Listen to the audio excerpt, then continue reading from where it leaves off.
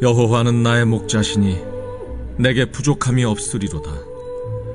그가 나를 푸른 풀밭에 누이시며 쉴만한 물가로 인도하시는도다. 내 영혼을 소생시키시고 자기 이름을 위하여 의의 길로 인도하시는도다. 내가 사망의 음침한 골짜기로 다닐지라도 해를 두려워하지 않을 것은 주께서 나와 함께 하심이라. 주의 지팡이와 막대기가 나를 안위하시나이다. 주께서 내 원수의 목전에서 내게 상을 차려주시고 기름을 내 머리에 부으셨으니 내 잔이 넘치나이다.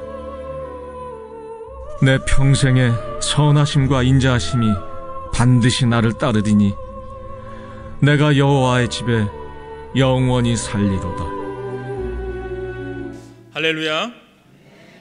오늘 거룩한 예배의 자리에 나오신 여러분을 주님의 이름으로 사랑하고 축복합니다. 우리가 가을이 깊어져 가고 이제 또 아침 저녁으로 쌀쌀해져 가는 날씨이지만 여러분 가운데 성령의 은혜와 하나님이 주시는 사랑으로 따스한 은혜가 넘치는 귀한 계절 되시길 간절히 축원합니다. 우리가 계속해서 시편의 말씀을 이 주일 예배 속에서 나누고 있습니다. 오늘은 시편 23편의 말씀을 통해서 여호와는 목자시니 라고 하는 말씀으로 같이 은혜를 나누고자 합니다. 우리가 함께 읽은 이 시편 23편은 많은 분들이 한 번쯤은, 아니 우리 믿음의 사람들은 몇 번 읽고 또 찬송가로 많이 접해본 성경입니다. 그만큼 누구나 많이 읽고 또 알려진 이 시편 중에 가장 알려진 시이기도 하죠. 왜 이토록 이 시편이 사람들의 마음을 움직이고 감동을 줄 수 있을까? 그 의미가 무엇일까 생각해 보았습니다. 저는 그것이 이 23편에 내재된 그 고백, 이 삶의 고백이 들어있기 때문이라고 저는 생각해 봅니다. 우리가 드라마를 보거나 우리가 어떤 영화를 보면 감동받는 이유가 내 삶 같아서, 내 인생 같아서 우리가 감동받고 또 눈물을 흘리기도 하잖아요. 그런 것처럼 오늘 시편의 고백도 우리들 같은 삶의 고백이라는 것입니다. 다윗이라고 하는 이 한 사람의 진솔한 삶의 고백이 이 23편에 고스란히 녹아져 있다라는 것입니다. 목자 되신 하나님께서 이 고백을 다윗의 고백이 아닌 저는 우리들의 고백이 되었으면 좋겠어요. 아니 나의 고백이 되었으면 좋겠습니다. 그래서 여러분들 그러한 기도의 마음을 나누는 마음으로 오늘 말씀을 전하고자 합니다. 오늘 우리가 읽은 시편 23편 1절 첫 부분을 시작하면서 이렇게 얘기합니다. 여호와는 나의 목자라는 고백이 시작되어지죠. 여호와께서 내 목자가 되신다는 이야기입니다. 그들의 목자도 아니고 저희들의 목자도 아니고 바로 나의 목자가 되신다고 이야기합니다. 이 시편 23편을 1절부터 6절까지 짧은 구절인데 읽어보니까요, 이 우리나라 말로 읽으니 번역되어 있는 이 성경에 보면 나 아니면 내라고 하는 1인칭 대명사가 무려 14번이나 등장을 합니다. 영어 성경 NIV에 보면 이 성경에 보면 I, 미로 되어 있는 1인칭이 17번이나 등장을 합니다. 이것은 우리에게 무슨 의미로 다가올까? 오늘 하나님 앞에서 철저하게 다윗은 나의 고백을 하고 있다는 거예요. 오늘 우리들이 예배를 드리고 말씀을 듣는데 여러분의 삶의 고백이 다른 사람의 이야기가 아니라 다윗의 고백이 아니라 나의 이야기가 되어야 한다라는 것입니다. 그래서 오늘 여호와께서 내 목자가 되신다니까 어떤 다른 말로도 필요치 않습니다. 하나님이 내 목자가 되시고 하나님이 내 친구가 되시고 하나님이 나를 책임져 주시며 하나님이 내 편이라는데 다른 무슨 말이 필요하겠습니까?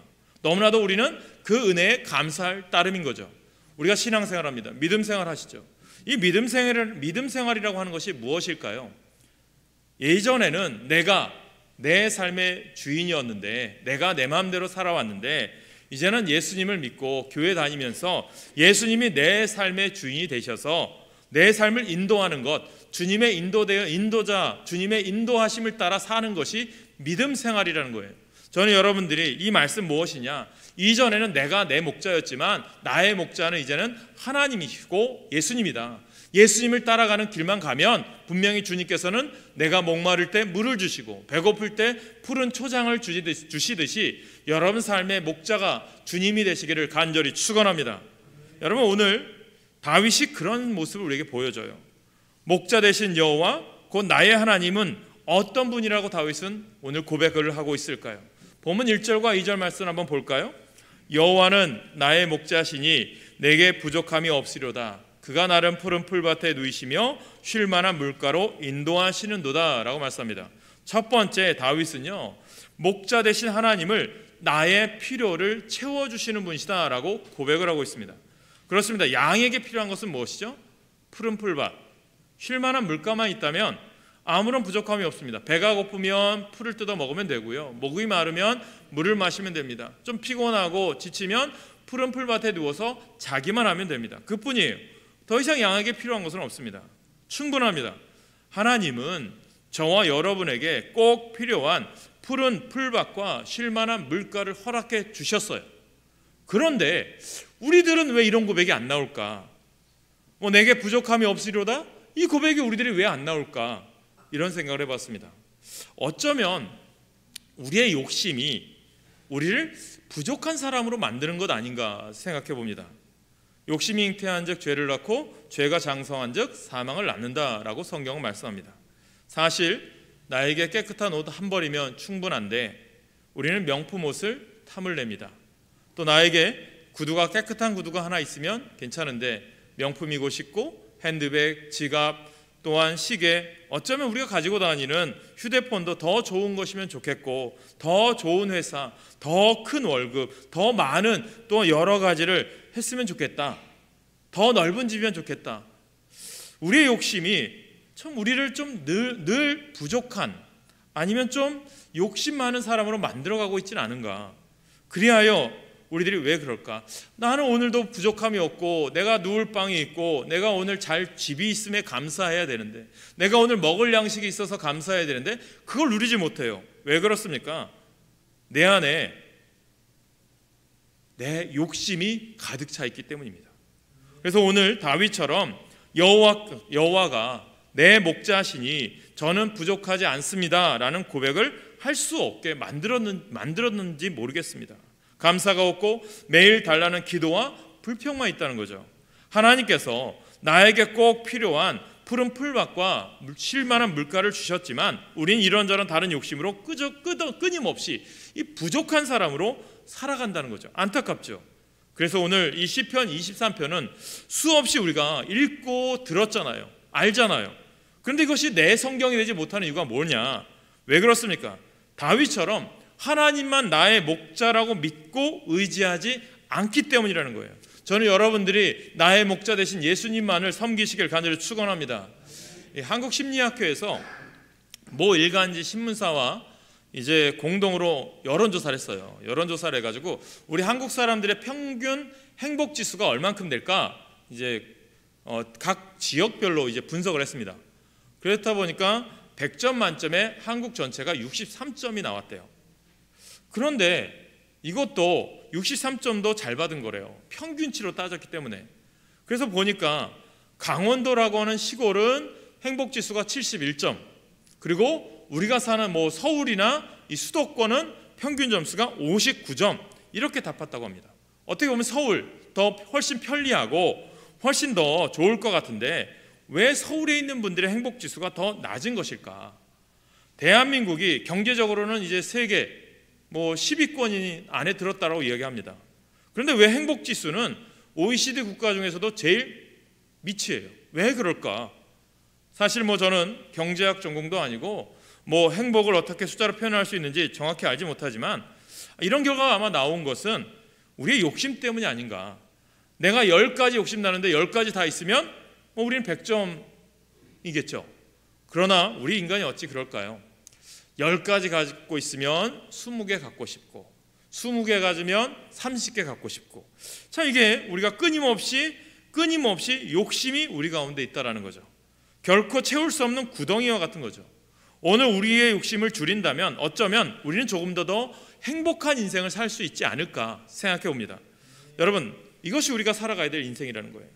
저는 오늘 믿음으로 사는 우리들이 내가 부족한 것보다는 하나님이 주신 은혜를 간직하시길 바랍니다. 내 환경과 내 인생이 어렵고 힘들지라도 주님을 의지할 때 결론은 무엇입니까? 믿는 자들은 마지막에 의와 함께 하나님의 승리함이 있고 천국의 면류관이 있음을 믿으시기 바랍니다. 하나님께서는 그래서 우리들에게 누구를 주셨어요? 여러분을 위해서 무엇을 주셨습니까? 예수 그리스도 아니십니까? 독생자 예수 그리스도를 우리를 위해서 아낌없이 주셨습니다. 그분을 십자가에 못 박으심으로 나의 죄를 씻어주시고 새 생명을 주셨습니다. 그래서 나는 부족함이 없다라고 말할 수 있는 거예요. 어쩌면 우리는 하나님보다 무엇일까? 예수님보다 우리는 더 복에 대해서만 관심을 갖고 있고 부수적인 것만 관심을 갖고 있는 인생이 아닌가. 예를 들면 누군가 나에게 선물을 줬어요. 아내가 나에게 선물을 주고 남편이 나에게 선물을 주고 사랑하는 사람이 나에게 선물을 주었어요. 그렇다면 그 선물을 받은 사람은 그 선물이 뭐 아무리 값어치 있고 비싸더라도 어떤 사람을 생각해야 돼요? 준 사람의 마음과 준 사람의 정성을 생각하는 게 올바른 거 아닙니까? 그런데 우리들은 이상하게 선물에만 관심이 있어요. 우리가 하나님이 우리에게 지금 주신 복이 있는데 복만 관심 있고 주신 분 하나님을 의식하지 않는다는 거예요. 이것이 오늘 다윗은 우리에게 깨닫게 하시는 겁니다. 다윗의 인생이 험난한 인생이었잖아요. 어려운 인생이었잖아요. 형통한 인생이 아니었습니다. 여러분, 왕이 되기까지 얼마나 고난과 고통이 있었습니까? 그 고통을 이기기 위해서 다윗이 붙들었던 분은 누구냐? 하나님이시라는 거예요. 목자, 그분만 따라가면 분명히 나를 푸른 풀밭과 쉴만한 물가 인도하실 거야. 그 믿음이 있었기에 하나님이 다윗을 쓰신 줄 믿으시길 축원합니다. 양에게는요, 목자는 한 분밖에 없어요. 우리의 문제는 목자를 열어두고 살려고 하는 거예요. 우리가 하나님 믿어요? 그러나 하나님만 믿는 것이 아니에요. 돈을 좀 믿고 싶고 권력을 좀 믿고 싶고 주변 사람들 좀 믿고 싶고 자신의 능력도 믿고 싶고 살아온 경험도 믿고 싶은 거예요. 그래서 내게 부족함이 없으리로다라고 하는 체험이 없다라는 거죠. 여호와는 나의 목자시니라고 하는 고백은 하나님 외에는, 하나님 밖에는 의지할 분이 없습니다. 이 고백임을 믿으시길 간절히 축원합니다. 그래서 우상 숭배는 뭐냐? 하나님이 제일 싫어하는 우상 숭배가 뭐냐? 하나님을 안 믿는 게 아니라 이스라엘 백성들이 우상 숭배에 빠졌을 때 그들은 하나님 다 믿었어요. 그런데 다른 것도 믿은 거예요. 이런 태도가 우상 숭배요, 하나님이 진노하시는 태도입니다. 결론은 이스라엘이 바벨론에 의해서 철저하게 진멸당하잖아요. 에레미야 선지자를 통해서 요즘 에레미야서를 새벽에 묵상하고 있어요. 에레미야의 메시지가 무엇입니까? 눈물을 흘리면서 이스라엘 백성들아 회개하라, 회개하라. 다른 거 의지하지 마라. 주변 나라 애굽이라든가 바벨론 강대국 의지하지 말고 오직 우리를 인도하시는 가나안 땅까지 인도하셔서 우리를 지켜주시는 주 여호와 하나님을 의지하자. 믿음으로 돌아가자. 그 외침 아닙니까? 오늘 우리들이 설교를 듣고 말씀을 듣는 이 시간이 무엇입니까? 하나님께로 돌아가자는 거예요. 우리가 핍박받고 어려움 당하는 이 세상 속에서 세상을 의지하기보다는, 권력을 의지하기보다는 우리는 누구를 의지해야 되느냐? 하나님 의지하라는 거예요. 하나님 바라보시길 주님의 이름으로 간절히 축원합니다. 그 본질을 회복하시길 간절히 축원합니다. 그래서 사랑하는 여러분, 우리가 죽어라 붙들어야 될 것이 누구냐? 푸른 풀밭 진정한 시내를 붙잡지 마시고 우리가 죽어라 붙들어야 될 분은 누구냐? 예수 그리스도이심을 믿으시길 축원합니다. 양이 살 길은 어떤 길이에요? 목자만 따라가면 되는 거라니까요. 언제나 목자와 함께 하면 되는 거예요. 내 길 내 뜻대로 살겠다라고 떠나가면 계곡, 절벽, 죽을 수밖에 없는 거예요. 오직 여호와 하나님이신 주님만 목자로 삼아 그분을 따라가면 그분이 때를 따라 시절을 쫓아 열매를 맺게 하시고 푸른 초장과 진정한 시내를 만나게 하시는 그 길로 인도하심을 믿으시기 바랍니다. 이 믿음이 우리 가운데 있어야죠. 저는 이 믿음이 이 시대가 있어야 돼요. 교회가 교회다워지고 믿음이 믿음다워지고 신앙이 신앙다워지는 이 시대가 되어야 합니다. 제2의 종교개혁, 제2의 우리의 믿음이 바로 서야 돼요. 503년 전 저 유럽에서 루터가 종교개혁을 할 때 우리가 새롭게 변화시킵시다라고 인도한 게 아니라 우리가 깨달아야 됩니다. 하나님의 본질로 돌아가야 됩니다. 믿음으로, 은혜로, 말씀으로 돌아갑시다. 이것이 종교개혁이잖아요. 오늘날 우리들이 하나님 말씀 안에 서시길 간절히 축원합니다. 복음성에도 이런 가사가 있어요. 나 무엇과도 주님을 바꾸지 않으리. 다른 어떤 은혜 구하지 않으리. 또 우리 어떤 찬양 있죠? 주님 한 분만으로 나는 만족해. 정말 그렇습니까? 이제 정말 저와 여러분이 하나님 외에 다른 어떤 은혜 구하지 않기를 바랍니다. 하나님은 나에게 꼭 필요한 것 채워주시는 좋으신 내 목자임을 알기에 그 한 분만으로 만족하는 거예요. 그래서 다윗이 시편 34편에 보면 너희 성도들아 여호와를 경외하라. 그를 경외하는 자에게는 부족함이 없도다. 젊은 사자는 궁핍하여 줄일지라도 여호와를 찾는 자는 모든 좋은 것에 부족함이 없으리로다. 아멘. 이 아멘이 있으셔야죠. 할렐루야. 내 뜻대로 이루어져야 돼요. 말씀이 내 안에 있어야 돼요. 그냥 오늘 좋은 이야기, 그냥 교훈되는 이야기를 듣고 끝나는 것이 아니라 이 말씀을 내 것으로 삼아서 실천하셔야 된다니까요. 그래야 내 것이 되는 거예요. 삶이 힘들어요? 지치셨습니까? 목자 없이 살기 때문이에요. 여호와를 목자로 삼으시기 바랍니다. 죽어라 예수님만 붙잡고 예수님의 말씀대로 죽어라 사시면 돼요. 그러면 진정한 평안을 누리실 줄로 믿습니다. 오늘 목자 되신 우리 하나님, 나의 필요를 따라 푸른 풀밭과 쉴만한 물가를 허락해 주시는 그 하나님께 감사하는 삶을 사십시오. 이제 10월 마지막 주일이, 10월도 일주일 남았습니다. 11월 감사의 절기예요. 그런 생각이 들더라고요. 야, 2020년도 금방 지나갔어요. 뭐 어떻게 지나갔는지 모르겠어요. 1월 달이 와서 부흥회하고 한 해를 되돌아보니까 열심히 이제 교회 열심히 하려고 하다 보니까 2월 중순 2월 말에 코로나가 확 확산이 되면서 3월 달부터 교회가 온라인 예배, 또 예배가 제대로 드려지지 못하고 교회에서 식사도 하지 못하고 나눌 수 없는 시대가 되었어요. 그러다가 이게 설마 뭐 여름 되면 끝나겠지, 설마 했던 게 올 한 해가 거의 다 갑니다. 그런데 이제 11월 감사의 절기가 와요. 이런 어려운 시기에 우리가 감사의 절기를 지킬까 말까 이런 고민도 하죠. 그런데 감사절의 기원을 생각했습니다. 유럽에서 믿음 생활을 지키고자, 신앙을 지키고자 메이플라워라고 하는 배를 타고 대서양을 건너서 신대륙을 향해 가던 그들, 배에서 힘들고 어렵게 많은 사람들이 죽어나가고 어렵게 도착한 곳이 저 보스턴 플리머스 항입니다. 미국이 좋은 땅이라고 생각할 수 있겠지만요, 좋은 땅도 여러 땅이 있지만 그들이 도착한 땅은 추운 땅이에요. 미국의 동부 지역의 동북부 지역은 겨울이 6개월입니다. 폭설도 오고 추운 지역에 그곳에 정착을 합니다. 그렇다고 열심히 씨 뿌리고 가져온 종자 뿌렸는데 거둔 것이 얼마 되지 않아요. 그나마 또 인디언들이 좀 도와줘서 좀 거뒀어요. 얼마나 되겠습니까? 근데 주님께서 또 한 해 동안 지켜주셔서 여기 정착하게 하심에 감사해서 예물을 드리고 하나님 앞에 감사 예배를 드렸습니다. 그게 추수감사절의 기원이에요. 저는 이럴 때일수록 우리가 감사가 더 회복되어져야 된다고 저는 생각해 봅니다. 사랑하는 여러분, 오늘 다윗이 그런 인생을 살아요. 나의 목자 되신 하나님이, 다윗은 또 어떤 분이라고 고백을 합니까? 3절 4절에 보면 내 영혼을 소생시키시고 자기 이름을 위하여 의의 길로 인도하시는도다. 내가 사망의 음침한 골짜기로 다닐지라도 해를 두려워하지 않을 것은 주께서 나와 함께 하심이라. 주의 지팡이와 막대기가 나를 안위하시나이다. 무엇입니까? 두 번째, 오늘 다윗은 목자 되신 하나님이 나와 동행하시는 분이다, 함께 하시는 분이다라고 고백을 합니다. 우리 인생이요, 늘 햇살만 비치진 않아요. 오히려 비가 오고 어두운 날이 더 많을지도 몰라요. 아랍 속담에 이런 속담이 있대요.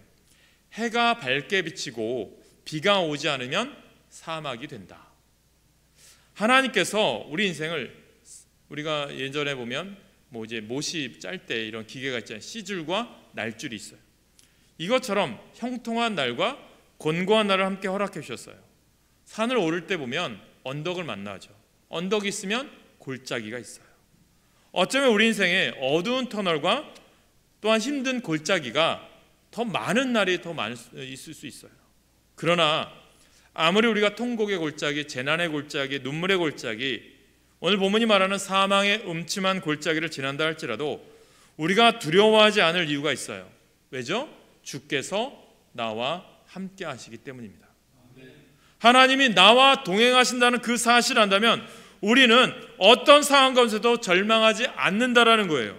힘이 들어서 눈물을 흘릴 수 있겠죠. 절망할 이유는 없어요. 왜요? 하나님이 함께 하시기 때문에. 다윗은 하나님을 잘 믿었지만 그의 삶은 힘들고 어려운 인생이었어요. 우리 중에 다윗처럼 많은 시련을 겪은 사람이 있을까 생각해 봅니까? 어린 목동일 때는 양을 지키기 위해서 곰과 사자와 싸워야 했고요. 15살에 하나님을 모욕하는 골리앗과 싸워서 승리했어요. 승리했다고 그가 형통했느냐? 아니에요. 사울왕의 시기를 받아서 도망자의 신세를 살았어요. 어려운 인생이에요. 살겠다고 도망간 곳이 이제 골리앗 군대였던 블레셋 땅에 들어가요. 근데 거기서 어떻게 살려고 하니까 적국이잖아요. 그러다 보면 살려니까 미친 척 침 질질 흘리면서 미친 척해서 간신히 살아남아요. 그렇다고 이제 또 내가 또 이제 왕이 됐네? 왕이 됐다가 형통한 게 아니라 어떤 길을 걸어요? 이 사랑하는 아들 압살롬이 배신해서 역모를 해서 왕에서 쫓겨나요. 광야에서 굴 속에서 10년 이상을 지냅니다. 그때마다 다윗이 두려워하지 않았던 이유가 무엇이냐? 힘들고 어려울 때마다 그가 고백했던 것이 무엇이냐? 하나님은 나의 하나님이시고 오직 나와 함께 하신 하나님이시다. 그 고백이 있었습니다. 여러분, 그 고백이 여러분 가운데 함께 하셔서 여러분을 지키시고 보호하시길 간절히 축원합니다. 양들이 다니다 보면 웅덩이에 빠질 때가 있어요. 그때마다 목자가 지팡이를 웅덩이에다 내려주면 양들은 지팡이 타고 올라옵니다. 또 어느 때는 사나운 짐승이 양을 해치려고 노릴 때가 있어요. 그때 목자의 지팡이가 막대기가 되어서 그 맹수를 다 물리치는 거예요. 주님이 그렇게 해주신다는 거예요. 막대기와 지팡이가 되어 주셔서 사망의 음침한 골짜기에서도 우리를 지켜주시면 우리는 절망할 필요가 없어요. 그러면 우리는 어떻게 살아요? 감사하는 인생인 거죠. 이사야 선지자 이렇게 고백하죠. 내가 물 가운데로 지날 때 내가 너와 함께 할 것이라. 강을 건널 때 물이 너를 침몰하지 못할 것이며 내가 불 가운데로 지날 때에 타지도 아니할 것이요 불꽃이 너를 사르지도 못하리니. 할렐루야. 오늘 하나님께서 불 가운데 물 가운데 우리를 지켜주시고 함께해 주신다고 약속하셨습니다. 그러니 우리가 어떤 상황권에서도 하나님께 내 목재 되신 그분께 우리는 어떻게 살아요? 범사에 감사하는 인생인 거죠. 저는 오늘 4절 말씀을 잘 묵상하다 보니까 1절부터 3절과 4절부터 내용이 좀 달라져요. 어떤 내용이냐면 1절, 2절, 3절 내용을 다윗이 가르칠 때 문법적으로 보니까 3인칭 단수예요. 그가 나를 이렇게 되어 있어요. 그리고 그 하나님을 그라고 표현해요. 그런데 영어 성경이 히라고 되어 있어요. 그런데 4절 이후에 보니까 갑자기 명칭이 바뀌어요. 우리 성경에는 주께서 나와 함께 하심이라 되어 있는데 주께서라고 되어 있지만 영어 성경에는 you라고 되어 있어요. he에서 you로 바뀌었어요. 3인칭에서 2인칭으로 바뀌었어요. 이게 무슨 이유일까? 왜 이렇게 했을까? 이유가 있습니다. 저는 그것이 바로 사망의 음침한 골짜기를 지나면서 다윗이 하나님을 인격적으로 만난 거예요. 주님 만난 거예요. 고난을 통해서 오히려 다윗이 영적인 사람이 되었다는 거예요. 그래서 시편 기자 고난당한 것이 내게 유익이라. 더 깊은 사람으로 하나님의 사람으로 빚어져 갔다는 거예요. 그곳에서 하나님을 인격적으로 만나게 되면서 이제는 당신이라고 주님이라고 고백하게 된 것입니다. 우리가 감리교 창시자 존 웨슬리 목사님 잘 아시죠? 목사님의 아들이고요. 옥스퍼드 대학에서 홀리클럽, 경건클럽의 수장으로 성경 공부도 열심히 했던 사람이에요. 미국의 선교사로 자원하여 갔습니다. 조지아주에 갔죠. 그러면서 이제 미국에 가기 위해서 배를 탔습니다. 배를 타는데 대서양을 횡단해야 되기 때문에 오랜 항해죠. 그런데 그중에 보면 풍랑도 만나고 어려움도 당해요. 근데 어느 날 갑자기 풍랑이 너무 치는 거예요. 배가 침몰할 정도로 배가 흔들리는 거예요. 자기도 멀미할 것 같고 정말 죽겠는 거예요. 야, 내가 죽겠다 이제. 야, 선교도 가기 전에 내가 죽으면 어떡하지? 걱정, 것이 염려가 너무 가득한 거예요. 그런데 웨슬리가 충격을 받습니다. 배 한가운데서 둘러앉아서 기도하면서 찬송을 부르는 사람들을 보게 된 거예요. 모라비안 교도들이에요. 저들의 믿음과 내 믿음이 뭐가 다르기에 저들은 풍랑과 어려움 속에서 기도하며 찬송을 할까? 나는 이렇게 안절부절하며 죽게 생겼다고 정말 원망하고 불평하고 있는데 웨슬리가 죽음 앞에서 자신의 실체를 바라보기 시작합니다. 그래서 깨닫는 거죠. 우리가 요즘 골목길에 조명이 없거나 어두운 길을 걸어가면 무서워요. 우리 여학생들 더 무섭겠죠. 그러나 누군가 내 옆에 있어준다면, 부모님이 내 옆에서 같이 가준다면 아무리 어둡고 깜깜해도 무섭지 않죠. 누군가가 함께 있어준다는 것만으로도 고통을 이길 힘이 된다면 하나님께서, 예수님께서 함께 하시는 것이 얼마나 큰 위로와 힘이 되겠습니까? 그것이 바로 2000년 전 예수님께서 육신을 입고 사람으로 오신 이유예요. 그분의 이름을 우리는 구원자, 세이비어라고 합니다. 그 의미인 또 예수, 그분을 또 우리가 무엇이라고 부르죠? 우리와 함께 하신다, 임마누엘이십니다. 지금도 우리와 함께 하시면서 우리의 선한 목자가 되셔서 우리를 인도하시고 보호하시는 분임을 믿으시길 축원합니다. 바울이 고난당한 것이 내게 유익이라 라고 말했을 때는 그 고난이 오히려 자신을 하나님의 사람으로 만들어가고 있는 하나님의 도구요, 축복의 통로였기 때문일 것입니다. 사망의 음침한 골짜기 가운데서 함께 하시며 지팡이와 막대기로 나를 안위하시는 목자 되신 하나님께 우리가 드릴 수 있는 최상의 것이 뭐예요? 또 말씀드리지만 감사입니다. 감사하는 저와 여러분 되시길 간절히 축원합니다.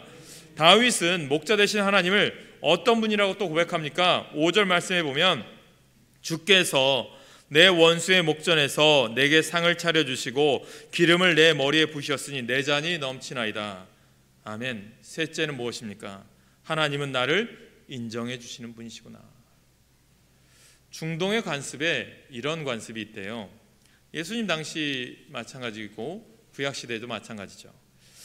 중동 가운데 이제 손님들이 온대요. 손님들이 방문하면 이제 차를 대접하는 문화가 있다고 합니다. 그래서 손님이 차를 다 마시자마자 이 찻잔을 다시 이제 따라주면서 더 마실 수 있도록 이제 무한대로 리필을 해준다고 합니다. 그런데 이제 그 따라주는 이유는 더 교제하고 싶고 더 나누고 싶다는 의미겠죠. 그런데 별로 반갑지 않은 손님이 오면 어떻게 하느냐? 차를 대접하죠. 그리고 나서 더 이상 리필을 안 해준대요. 그러면 그 손님은 여기가 나를 안 반기는구나, 그럼 그냥 돌아가면 된다고 합니다. 그런데 오늘 본문에서 보니까 우리 주님이 나에게 부어주십니다. 어떻게 해요? 내 잔이 넘치도록. 오늘 주님이 왜 우리에게 넘치도록 잔을 부어주실까요? 저와 여러분이 하나님께는요 특별한 존재라는 거예요. 하나님이 여러분들 하나님의 형상으로 만든, 하나님이 만든 존귀한 존재예요. 하나님의 걸작품임을 믿으시길 축원합니다. 존귀한 존재, 여러분 사랑하셔야 돼요. 우리나라가 올해도 역시 OECD 국가 중에 자살률이 1위래요. 하루에 38명이 자살한대요. 안타까운 시기예요. 더 힘든 시기에 안타깝죠.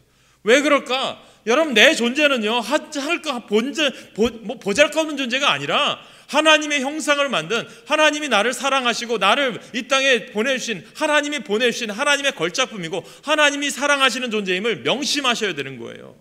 그 사랑으로 나는 오늘도 살아가요. 그러나 내가 어려움 만나고 힘든 가운데 있죠. 그러나 나를 또 연단시키고 하나님이 나를 바르게 하시기 위해서 나를 이렇게 만드시는구나. 그때마다 깨달아서 누구에게 나가면 돼요? 하나님께 나가면 되기를 간절히 축원합니다. 그게 목자에게 나가면 되는 거예요. 목자한테 가서 나 목말라요, 물 주세요, 그러면 되는 거예요. 아, 목자요, 나 배고파요, 목자에게 달라, 하나님께 달라면 돼요. 하나님은 때를 따라 돕는 은혜 부어주시는 분임을 믿으시길 축원합니다. 우리는 손님이 아니에요. 하나님의 자녀예요. 우리가 아무리 실수하고 넘어지고 못났다 하더라도 하나님의 눈에는 아들이요 딸이기 때문에 특별한 존재라니까요. 내가 너를 지명하여 불렀나니 너는 내 것이라. 오늘 우리에게 넘치도록 잔을 채워주시는 하나님, 그분이 나의 목자 되어주세요. 세번역 성경에는 이 5절을 이렇게 말씀합니다. 주님께서는 내 원수들이 보는 앞에서 내게 잔치상을 차려주시고 내 머리에 기름 부으시어 나를 귀한 손님으로 맞아주시니 내 잔이 넘칩니다. 이렇게 고백을 해요. 저는 귀한 손님이 아니라고 생각합니다. 자녀예요. 나를 아들, 딸로 맞아주시니 내 잔이 넘칩니다. 실제로 중동 지역에서 또 어떤 일이 있냐면 목자들이 양에게 기름을 사용할 때가 있어요. 양들이 참 미련한 것 같아요. 바보스러운 것 같아요. 이 양들이 지나다 보면 파리들이 많대요. 파리들이 어떻게 하냐면 양 콧등에 앉아요. 그러면 이거 우리 같으면 뭐 손으로 양 같으면 뭐 고개를 흔들거나 뭐 이렇게 하면 이제 파리가 날아가겠죠. 양은 미련해서 파리가 날아가지 않고 가만히 있대요. 그냥 그러다 보니까 파리가 그 양의 콧등에다가 이제 뭐 배변을 하거나 뭐 알을 낳는대요. 그러다 보면 염증이 생기고 병이 생긴대요. 그만큼 미련하죠. 그때 이 목자가 양의 콧등에 병이 생기면 무엇을 하냐면 기름을 가져다가 이 양의 콧등에 발라준대요.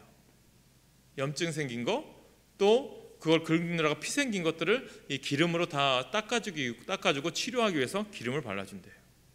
그런데 오늘 본문에 보니까 우리 하나님은 저와 여러분에게 기름을 발라주는 것을 뭐라고 얘기하죠? 넘쳐서 부어주신대요. 구약 성경에 보면 하나님이 특별한 사람을 세워 구별할 때 어떻게 하죠? 특히 제사장, 선지자, 왕을 세울 때 기름을 사용하잖아요. 오늘 보면 하나님은 우리의 잔이 계속 넘칠 수 있도록 또 기름을 넘치게 부어주시는 좋은 분으로 말씀합니다. 우리 하나님이 우리를 특별한 존재로 여기시며 아무리 내가 실수해도 끝까지 붙들어 주시며 동행하시는 내 목자가 되어 주십니다. 오늘도 나의 필요를 채워주시고 나와 동행하시고 나를 인정해 주시는 하나님, 굽이굽이 인생길마다 함께 하시는 그 하나님께 감사하며 사시길 간절히 축원합니다. 여러분은 하나님이 평생 여러분과 함께 하시고 결코 떠나지 않는다는 증거를 갖고 계십니까? 하나님을 아버지라고 부르십니까? 예수님을 주님이라고 고백하십니까? 말씀을 듣고 찬양을 들을 때 은혜로우십니까? 용서하고 사랑하리라는 마음이 여러분 가운데 있습니까? 하나님을 위한 소문이 있습니까? 그런 소문이 있다면, 그렇다면 성령이 여러분 안에 계시다는 증거입니다. 환경과 형편은 달라졌을지 몰라도 하나님은 어제나 오늘이나 내일이나 변치 않으시고 동일하신 분이십니다. 여러분을 외면하지도 떠나지도 버리지도 않으십니다. 오늘 본문 시편 23편 6절에 보면 이 말씀이 우리에게 참 은혜스럽습니다. 여러분과 한번 같이 읽겠습니다. 시작. 내 평생의 선하심과 인자하심이 반드시 나를 따르리니 내가 여호와의 집에 영원히 살리로다. 아멘. 다윗은 언제나 형편이 좋았기에 내 평생에 선하심과 인자하심이 반드시 나를 따르리니 라고 고백한 것이 아니에요. 다윗도 사망의 음침한 골짜기를 수없이 지나다녔던 사람이에요. 그런 다윗이 하나님을 평생 선하고 인자하셨다고 고백한 것은 하나님이 항상 함께 하심을 알았고 깨달았기 때문입니다. 주께서 나와 함께 하심이라. 다윗은 형편을 보고 환경을 보고 하나님의 선하심을 판단한 것이 아니라 하나님이 함께 하심을 바라보고 하나님의 선하심을 믿었던 것입니다. 요셉은 어떨까요? 죽을 구덩이에 빠지고 종으로 팔려가고 감옥에 들어가는 기가 막힌 인생을, 어려움을 수도 없이 겪었지만 요셉은 하나님의 선하심과 인자하심을 믿고 나아갔습니다. 그래서 말할 수 없는 어려움도 견뎌냈고 어떤 상황 가운데서 최선을 다했던 요셉이었습니다.